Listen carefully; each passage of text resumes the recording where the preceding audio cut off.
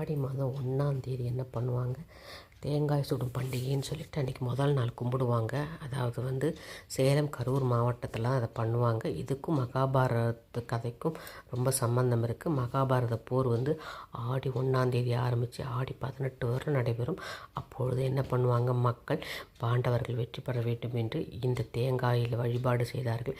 தேங்காய் 3 கண்ணில் ஒரு கண்ணில் ஓட்டை போட்டு தண்ணியை வெளியே எடுத்துட்டு உள்ளே வந்து பொட்டுக்கடலை, அவல், வெல்லம், ஏலக்காய் எல்லாத்தையும் உள்ளே போட்டுட்டு திருப்பி அந்த ஓட்டையை ஒரு குச்சி வச்சு உள்ளே ஷார்ப்பாக மூடி கையில் பிடிச்சிக்குவாங்க. சுட்டு அதை நெருப்பில் சுட்டு அதுக்கப்புறம் விநாயகருக்கு அதை படைச்சிட்டு அதுக்கப்புறம் எல்லோரும் அதை உடச்சி எல்லோரும் சாப்பிடுவாங்க.